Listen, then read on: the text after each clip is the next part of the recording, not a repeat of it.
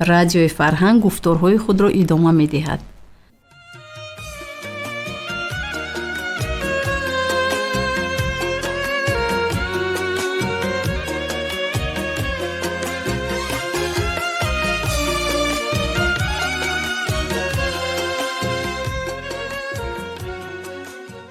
السلام علیکم شنونده های گرامی، در موج برنامه خوانش بدیعی.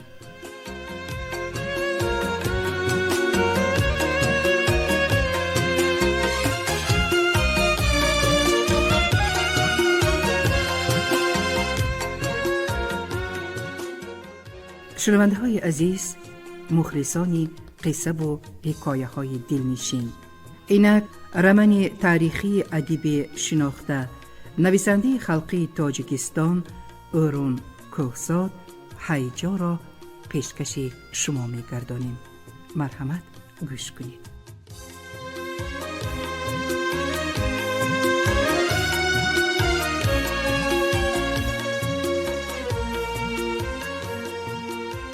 نه مردیست دشمن در اسباب جنگ، تو مدهوشی ساقی و آوازی چنگ.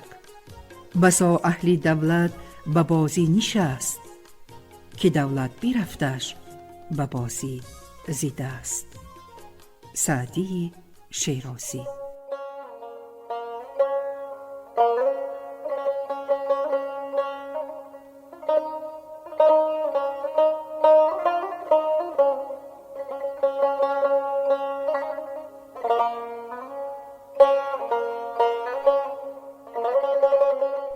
حماقت در امارت، آبی نهر می سوخت. علنگه نازک آتش با رنگ نیلابی و آفتابی و زبانهای ناهموار پست و بلند و دراز و کوتاه روی آب کلان و هموار و آرام رقص می کرد. دلمراد از بالاخانه از پس تیریزه پوشیده به سوختن آب می نگریست و تنکی را دید که سری کانال خاک و سنگ راه را گزیده پاش داده غباری انبوه به هوا برداشته می آید. در بیرون جنگ بود. دلمراد از نزد تیریزه دور رفت و در دل با قهر و درد و الم گفت: در وطن ما جنگ های بی‌معنی بسیار شده است، ولی از این جنگ بی‌معنی ترش نبوده است.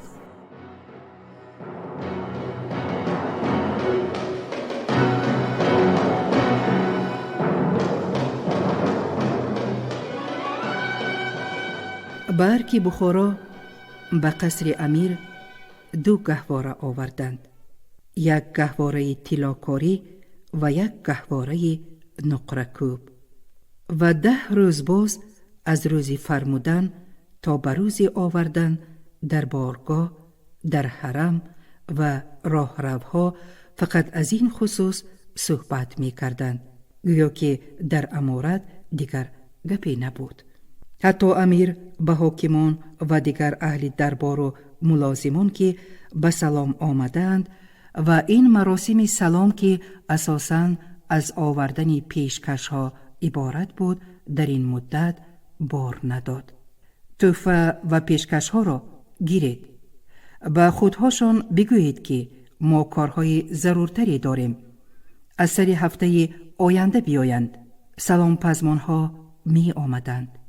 انتظار می شدند و پیشکش های آوردهشان را می سپاریدند و می رفتند و در ارگ تردد و تشویش گهواره بینی همه دیگر کارهای دولتداری را بلعیده بود. محرم بچه ها دستان پیشی بر، گوش ها چور راست می ایستادند که از طرف امیر چی اشاره یا فرمانی می شود. حاجب با نیم تعظیم منتظر بود که امیرش چی می فرماید. زنهای حرم گوشکی می کردند که از آمدن این زنک بود و شد 5.5 ماه گذشت. بچه شکمش از کی باشد؟ رمال دربار حاجی توره فال می گرفت که کودک شب و سحر به دنیا می آید و حتما پسر است و خواه و ناخواه صفشکن و صاحب قران و جهانگیر می شود. و شاگرد منشی کلان روزی مراد استرابی داشت که این واقعی تاریخی را نریزانده و نچکانده روی کاغذ آورده می توانسته باشد. و منشی کلان از علم در منشیخانه جای نشست نمی افت که 10 روز به خبر سرحدبانان سیردریا از این بی‌بصران جواب گرفته نمی تواند. و در دهلیز در 2 صوفچه 2 نفری 4 نفر جاندار راست و هوشیار پاسبانی می کردند که به جان امیر از طرف کرنمک مباد که آسیبی برسد. و امیر در بارگاه روی قالین‌های گسترده گرد گهواره ها می گشت و رمال حاجی توره 1 قدم قفا از او پیروی می کرد و شاگرد منشی روزی مراد در کنج هراسان می ایستاد و چهره امیر گل کرد. بچه غر استای زور بوده است، استای زور بوده است، تکرار کرد حاجی توره. امیر خم و راست شده تخت ورق ها را مالش داده به گهواره ها ذهن می ماند و در ارک و بیرون از ارک با سرعت باد دیدو آواز پهن شد که امیر امروز گهواره بندان داشتند و چون عادت به خوشامدگویان بخارا خدا داد. فوجی لگن برداران به جنبش درآمد و حاجب ندا داد: امیرم، اهل رکاب به مبارکبادی آمدند. امیر با هوای دست رخصت بداد که بدرآیند و پیش و قفا با تعظیم زمین بوس از در بارگاه قوشبیگی و رئیس شیخ الاسلام و قاضی کلان و سرلشکر و عالمیان به درون درآمدند و از بس که علیه گرفتن به مرتبه امیر نمی زیبد به سلام آنها ملازم جواب داد و این بزرگان دولت که زنده و مرده رعیه و خاک و آب ملک را گردش روزگار به دست آنها داده است از دنبال امیر صف کشیدند و امیر با دمی چشم به گهواره ها نگریست و همه آنها حرکت وجاهت او را عیناً تقلید کردند و امیر خم شد و سیبدان گهواره را یک لبه ماند و همه آنها میان خم گرفتند و در هوا سیبدان خیالی را یک لبه ماندند. 4000 طلای سرخ صرف شد به این گهواره ها، گفت امیر. می ارزد مبارک شود، با یک آواز جواب دادند آنها. امیر به مثل اسب جواز گرد گهواره ها گشت و بزرگان امارت گرد گشتند مانند او، خودی که گردن به گردن بستگی باشند و امیر فرمایش داد: طلاکاریش را حرم برید، نقرکوبش را خانه دایه و تنتنه قبول گهواره ها از سلام خانه به حرم کوچید. به خانه زنی که کدام یک حاکم پیشکش آورده بوده است و حالدانها غیبت می کردند که تا به ارک آمدن از 100 دست گذشته است.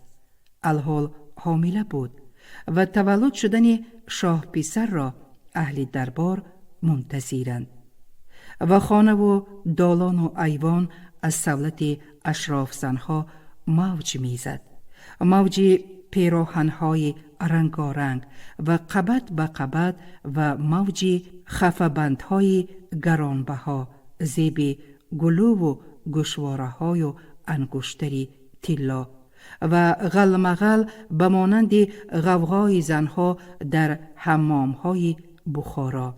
بیار، ببر، بخچه‌گیری، بخچه‌دهی، متابوری، لطرداری و درخواست کتبانوکی.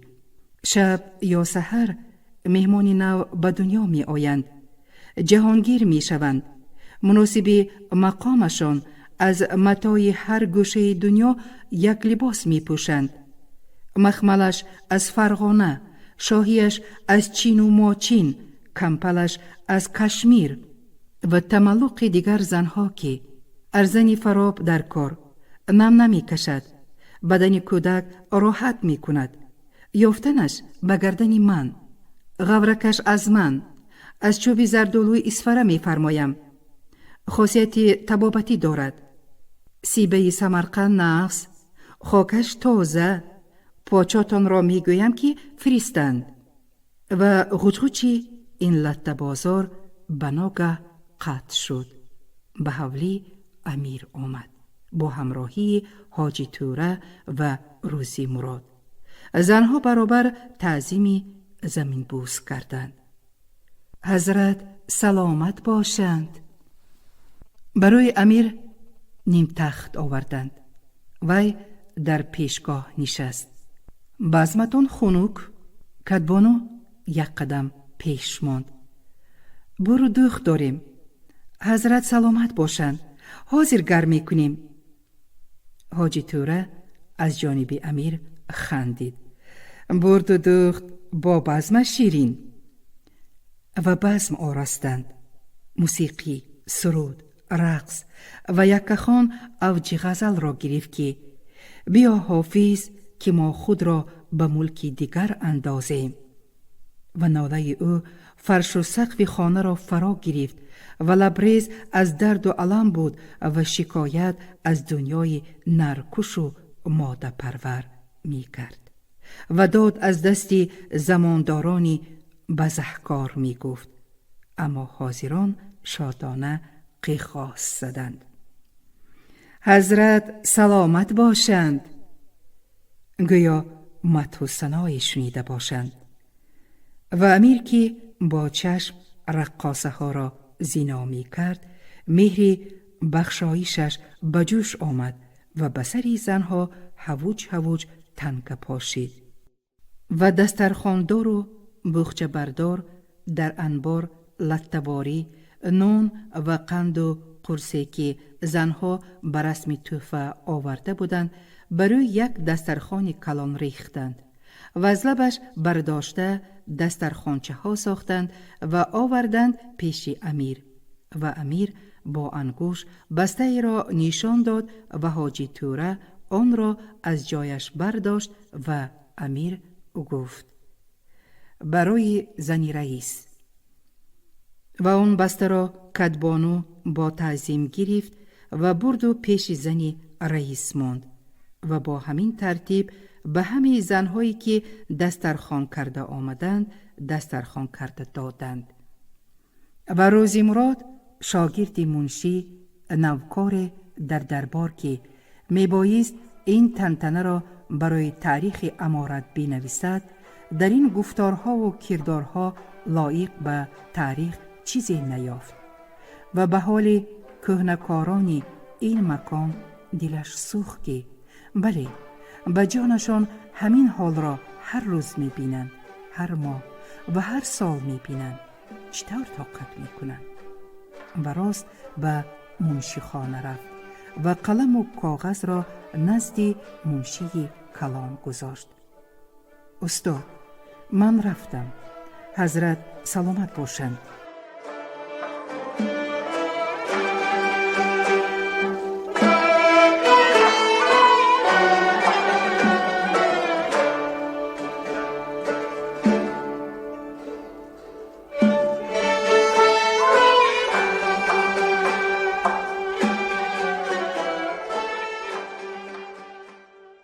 در همین روزها در لب سیردریا روسا استحکام می ساختند. اول یک دسته عسکر پیدا شد و دیری نگذشته دو دسته شد و مرزبانان امارت بخارا اول اعتباری ندادند و بعد آدم فرستاده پرسیدند شما در اینجا چی کاری دارید؟ آنها جواب دادند راهها پر از دزد و راهزن شده است. ما برای تأمین امنیت راه آمدیم. در این کار به شما یاری می دهیم. راست بود این گپ. در واقع هم در این راه ها غارت کاروان، به یغما بردن رمه ها و قتل آدمان برای دسته های مسلح یک کسب و منبع معاش زندگی شده بود و امارت بخارا آن را پیشگیری نمی کرد و یا پیشگیری کرده نمی توانست. و اگر روس‌ها سررشته این تاخت و تازها را به دست گیرند، غیر از فایده دیگر ضرری ندارد. و مرزبانان حضور این دسته ها را یک فعل نیک دانستند و دیگر به آنها خلل نرسانیدند. ولی این مراسا دیر دوام نکرد. ماه به ماه دسته ها بیشتر می شد و در پس مناره‌های چوبین کازرمه ها قامت راست می کردند و عسکران به مشق حرب مشغول بودند و تکنیک جنگی همیشه غریش می برآورد و مرزبانان بخارا به تشویش افتادند و به نام امیر پی در پی نامه می فرستادند که عسکران روس به جنگ تیار می شوند. و قوشبگی و سرلشکر به ملاحظه‌ای که عیش امیر تلخ نشود این نامه ها را به او نشان نمی دادند و عاقبت منشی کلان به مصلحت دیگران این عرض را به سمع امیر رسانید: امیرم، از رفتار آنها بوی جنگ می آید. و امیر خندید: واهمه نکنید، امپراتور روس به ما عهد دوستی دارد. در یک وجب صحرا عسکر درآورده باشد هیچ قصه ای نیست. آن زمین ها به این هم بیکار و بی صاحبند. آباد کنند بهتر نیست؟ به این دلیل شرعی منشی جواب مناسبی نیافت. در آداب دربار کسی حق نداشت که گپ امیر را گرداند.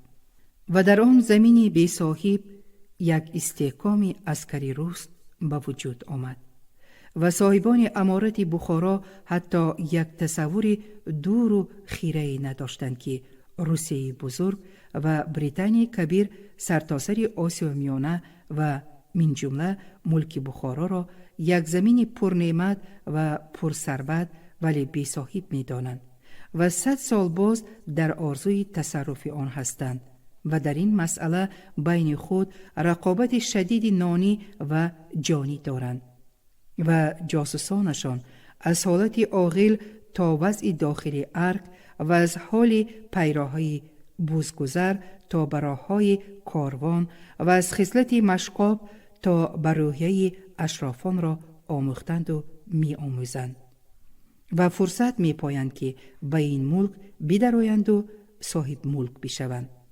و هدف یکتا و دعواگر دوتا بود: روس‌ها و انگلیس‌ها. و این دو دولت در بین دولت‌های جهان خود را بزرگ و کبیر می دانستند و مغز اندر مغز سیاستشان از دغدغه و وسوسه جهانگیری عبارت بود و بریتانیای کبیر آب و خاک هندوستان و افریقا را بلعیده به این جانب می خزید و روسی بزرگ سیبیر و شرق دور را فرو برده در اشترخان لنگر پرتافته به جهش نوبتی تیار می شد و هر دو طرف دهانی و چاپی به ذهن مردم عالم سنبه می زدند که تقدیر فردای آسیا میانه در دست آنهاست. و قرعه‌کشان سیاسی پیشگویی می کردند که یک روز این دو نهنگ ناسیرم در ساحل‌های سیردریا و یا در دامن کوه‌های هندوکوش کله به کله خواهند زد و آتشه که از چشم آنها برمیخیزد که دیرگاه خاموش نخواهد شد. اما امارت بخارا مطبوعات ندارد، نشریات ندارد و دستگاه آموزش وضع جهان و لااقل جاسوسان کسبی ندارد که از نیت‌های استیلاگری آنها واقف بشود و با این همه غفلت زدگی خود را سایه خدا در روی زمین اعلان کرد. و مفتی قطب‌الدین به درستی این دعوا فتوا داد و قاضی کلان عفودین به این فتوا مهر گذاشت و امامها در کل مسجدهای امارت در نماز روز جمعه این فتوا را می خواندند که امیر سایه خدای است در روی زمین. امر او فرض است به هر یک صغیر و کبیر و رعیت از صغیر تا کبیر آن را تکرار می کرد و اعتقاد داشت و سجده زمین بوس می نمود.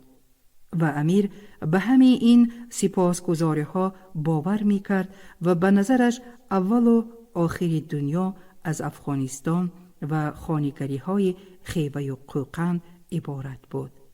و از بس که به بخارا لقب قوت اسلام و دین دادند، امارتش را از همه آنها بالاتر و پرزورتر می دانست.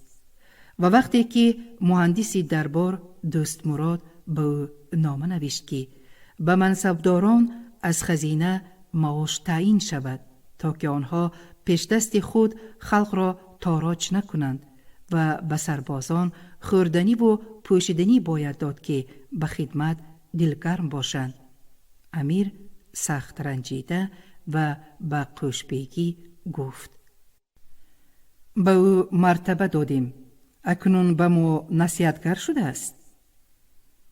و قوشبیگی به دست دوست مراد خطی معزولی داد و به قاضی کلان فهماند که وی از این بعد مدرسی نکند و شاگرد نگیرد.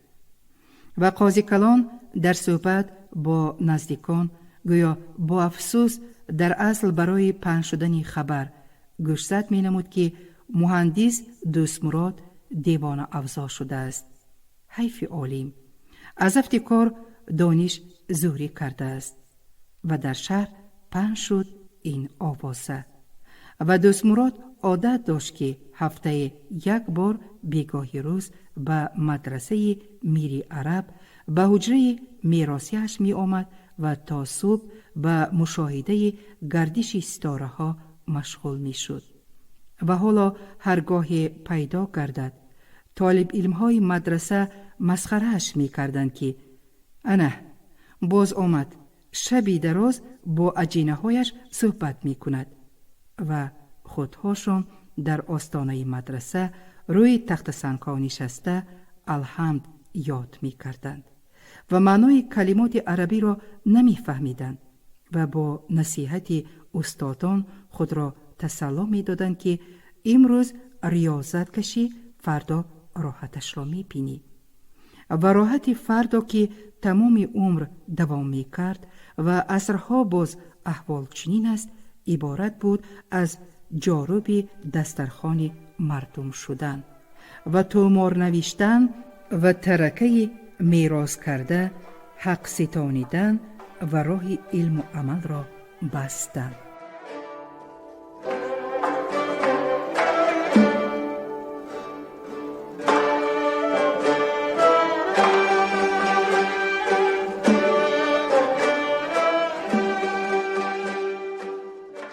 در پتربورگ ایوان مالین که از تأثیرات سفر 7 سالش حسابات میداد به مأموران و به مطبوعات.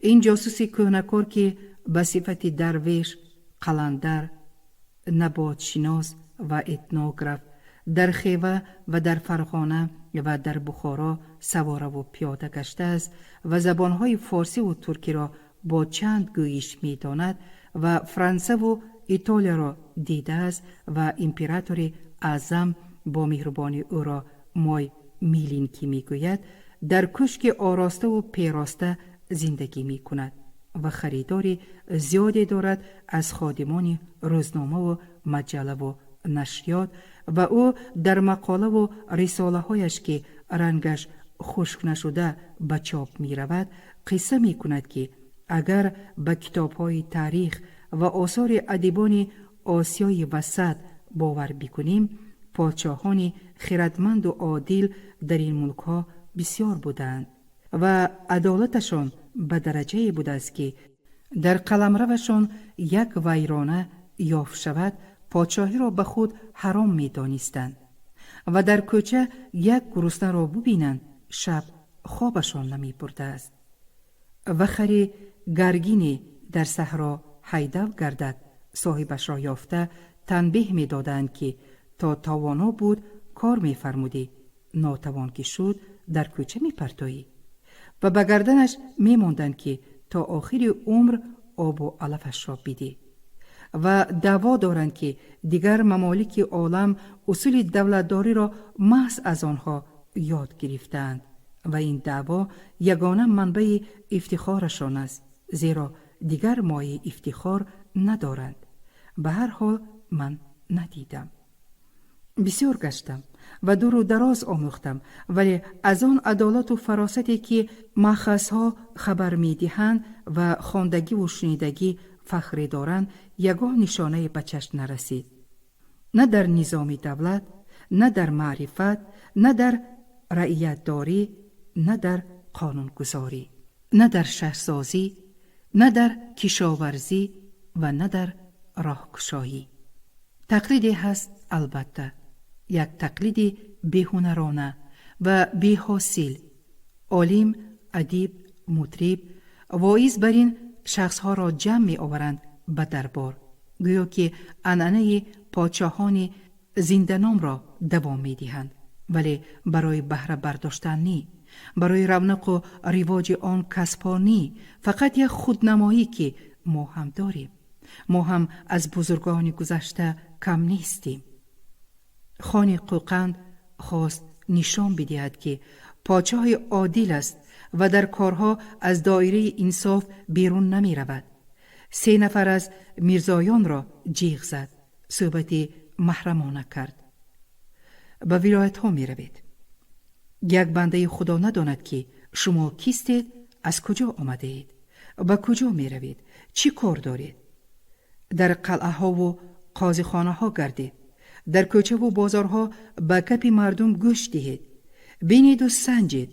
از عملداران کسی به خلق جبر کند، ستم رساند، رشوه گیرد، نامش را نویسید، بعد آورده به من می دهید. آن 3 نفر میرزا انگشتی قبول به چشم گذاشتند و رفتند به ولایت ها، گشتند در مضافات ها، دیدند، تفتیش کردند، نوشتند، آوردند، به دست خان دادند. خان در تنهایی در جای خلوت از چشم بیگانه نشست و خواند آن معلومات را. 90% منصبداران ظالم و رشوه‌خور و فریبگر، همش با سند، با حجت ثابت شده است. با وزیر و رئیس و قاضی به مشورت نشست، روی سیر را گشاد که تدبیر چیست. آنها به شور آمدند، صرف تهمت است، خود این میرزاها آدمان حلال نیستند، دین و دیانت را فراموش کردند. کسی که رشوه داده است خوب نوشتند، کسی که رشوه نداده است بد نوشتند. هیچ ممکن نیست که در آبان عدالت و سخاوت شما بر این خان حاتم و نوشیروان صفت در مملکت اینقدر بیک و قاضی بدخوی و بدنفس پیدا شده باشد. این کرنمکان به حکم نفس خودشون غلامان صادق دربار را بدنام کردن میخواهند. اینها میخواهند که به دیوار سلطنت جناب عالی رخ نزنند، غلامان سرسپرده را دشمن جنابشان بکنند.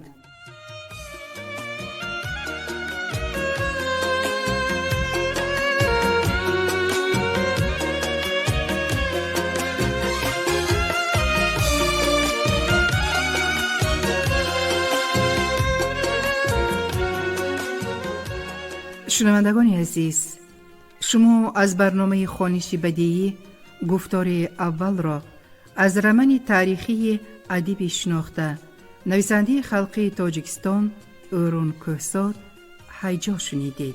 کارگردان نگینه ابراهیم، گوینده قطبیه اکرامی. خیر، تن صحت و خانه آباد باشید.